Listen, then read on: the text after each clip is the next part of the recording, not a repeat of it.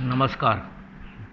आज 20 तारीख और सुबह का लगभग 8 बजे का टाइम है और बाज़ार चालू होने में समय है। उसके पहले यदि आज की चंद्र राशि देखें तो वृश्चिक है और नक्षत्र जो चल रहा है वो ज्येष्ठा है। कल धन राशि होगी तब नक्षत्र भी मूल हो जाएगा। और जैसा आपने देख रहे थे कि वो जो बिछुड़ा है, बिछिया, वो भी रात को 11:42 पे उतरेगा। अब जो कल बाज़ार में घटनाक्रम हुआ मंगलवार को, तो किसी को भी इतना अपेक्षित नहीं था या किसी का इतना अनुमान नहीं था कि बाज़ार में ऐसी गिरावट आखिरी 1 घंटे में आएगी। कारण कई थे और कारण कोई नहीं था। जो कारण दिख रहे हैं कि रसिया यूक्रेन का युद्ध तो 25 फरवरी से चल रहा है। कोरोना की तरह उसको भी पचा लिया है। इन्फोसिस 2 साल के रेट पे आ गया, तो 2 साल के पहले भी कोरोना था। वही बात है HDFC की। लेकिन कोई एक लेवल 5 दिन का 10 दिन का वो लेवल आएगा कि यहाँ पे फिर से जिन शेयरों में गिरावट है उन शेयरों में खरीदी आएगी। आज का मेरा जो मंथली सेगमेंट का वीकली रिव्यू है उसका मैंने स्टेटस में भी अपना रजिस्टर के पेज का फ़ोटो रख दिया है और मैक्सिमम इंडिविजुअल या ग्रुप में भी दे दिया है। उसमें मैंने 2 स्टॉक SBI और आइसर मोटर्स जैकपॉट कॉल बोले हैं। आइसर मोटर्स का मेरे पास मतलब 2 न्यूज़ है। एक यहाँ के लोकल न्यूज़पेपर का मैं एज इट इज़ गुजराती में पढ़ रहा हूँ कि आइसर कॉमर्शियल व्हीकल उत्पादक कंपनीना unit Eicher trucks and buses Ahmedabad ખાતે ન્યૂ આઈસર 3S નો અર્થ એ લોકોએ એ રીતે કાઢ્યો છે કે એનું એબ્રિવિએશન એ રીતે રાખ્યું છે, first S for sales, second S for service and third S for spares ની સુવિધા લોન્ચ કરી છે અને નવી सुविधा 2 एकड़ में फैलाएली है। अब इसी बात को हिंदी में बोले तो कि एक छत के नीचे आइसर मोटर्स ने अहमदाबाद में 2 एकड़ में जगह लेके सेल्स, सर्विस और स्पेयर्स पार्ट्स उपलब्ध कराने का जगह लिया है और एक यूनिट उन्होंने इस्टेब्लिश किया है। जगह का एरिया का नाम मेरे को नहीं पढ़ने में आया, मिला, मैंने खोजा भी, लेकिन जहाँ तक मेरा नॉलेज है और जो ज़मीनी हालत स्थिति है, तो मैं ऐसा अनुमान गैस कर रहा हूँ कि जैसे मारुति का इलेक्ट्रिक व्हीकल का प्लांट अभी पिछले 4-5 महीने पहले चालू हुआ था अहमदाबाद में, उसी बोपल घुमा अमली बोपल एरिया में, भोपाल नहीं बोपल BOPAL बोपल एरिया में चालू किया होगा। वैसे वो भी जिसको बोले पब्लिक आबादी वाला घना एरिया है और ये कॉमर्शियल व्हीकल्स और बसेस की बात है, तो कुछ नॉन रेजिडेंशियल एरिया टाइप में होना चाहिए। तो आने वाले टाइम में ही पता चलेगा कि क्या है। बाजार गिरने के कई कारणों में मेरे को लगता है कि बिटवीन द लाइंस मैंने सोमवार को 11:32 पे एक मैसेज में लिखा था कि मिस्टर PM और RBI गवर्नर दोनों एक हो गए हैं और ये भविष्य की बात है कि फेड रेट बढ़ाएगा, लेकिन बाज़ार उसको आशंका से देख रहा है।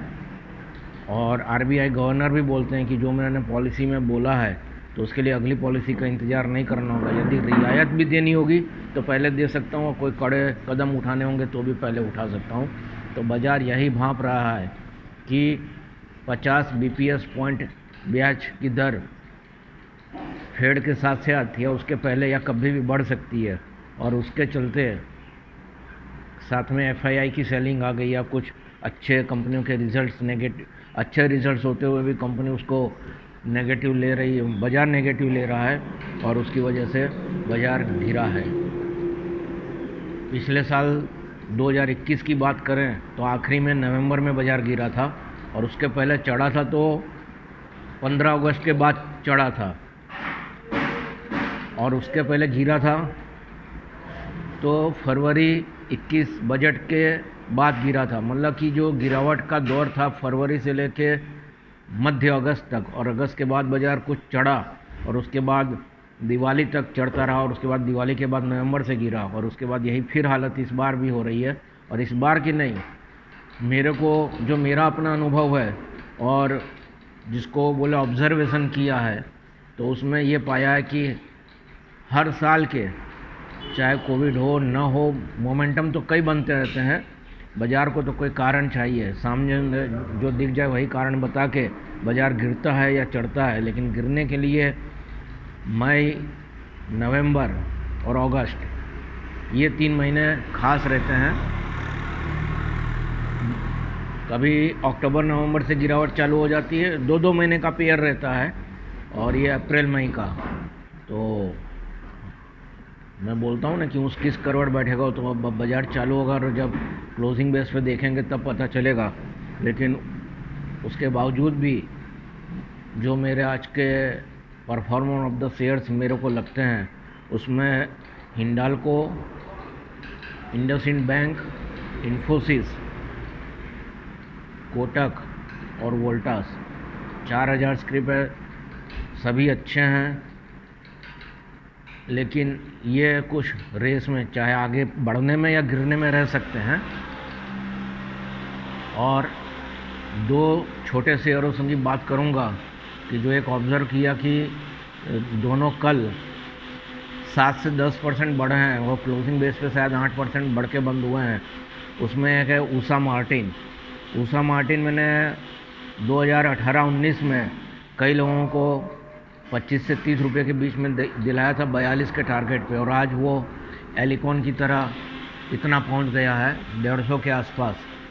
एलिकॉन और ऊषा मार्टिन जो उनका काम है वैसे भिन्न है, लेकिन जो इनका एरिया इंफ्रास्ट्रक्चर का, कंस्ट्रक्शन का, कि जहाँ उनके प्रोडक्ट इस्तेमाल होते हैं। ऊषा मार्टिन का प्रोडक्ट मेरी समझ से, मेरे को तो ऐसा मालूम है कि उनके प्रोडक्ट टोटली एक्सपोर्ट्स होते हैं। लेकिन जो वर्ल्ड बैंक के प्रोजेक्ट कंस्ट्रक्शंस के या इंफ्रास्ट्रक्चर के चल रहे हैं, वहाँ पे उनका इंडस्ट्रियल केबल सप्लाई होता है।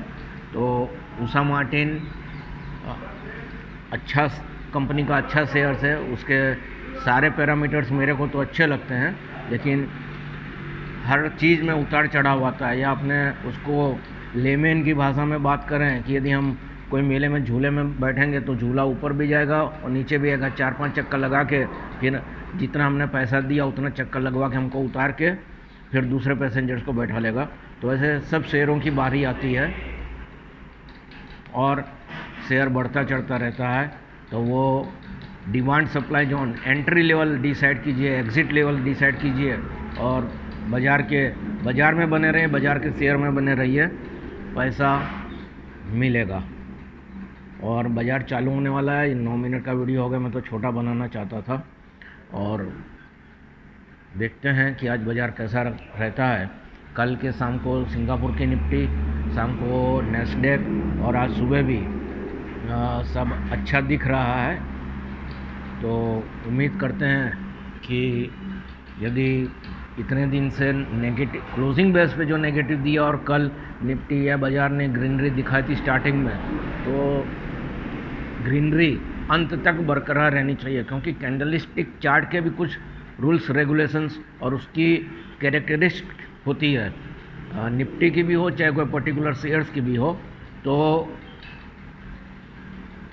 मेरे को, मैं हमेशा बोलता हूँ कि राकेश झुनझुनवाला भी कहते हैं कि हंसता हुआ मुँह लेके जाओगे तो अच्छी खबर लेके आओगे, और उतरा हुआ मुँह लेके जाओगे तो मरे की खबर लेके आओगे।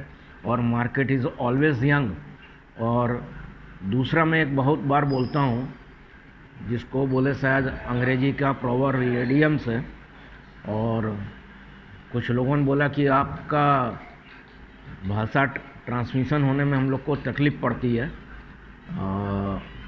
बड़ी मैं तो सरल भाषा ही बोलता हूँ। और मेरा एक दूसरा कॉमन लाइन रहता है, black cloud has a silver line, मतलब गहरे काले बादल भी चांदी सी चमक रखते हैं। यदि बाज़ार में इतनी नेगेटिविटी सब कुछ है, लेकिन मैं उम्मीद करता हूँ कि जैसे बारिश के टाइम पे बिजलियाँ, मतलब बादल रहते हैं, काले घने काले बादल रहते हैं और बीच बीच में बिजली चमकती है, तो वैसे बिजली चमकेगी। शायद बाज़ार की भाषा में इसको डेड कैट बाउंस बोलते हैं, कि मरता हुआ आदमी जिंदा रहने के लिए सांस लेता है और छटपटाता है। तो मार्केट छटपटाएगा तो ऊपर की साइड में छटपटाए, तो ये है बहुजन हिताय बहुजन सुखाय, सबके लिए अच्छा होगा। और इसके साथ ये वीडियो पूरा करता हूँ। नमस्कार।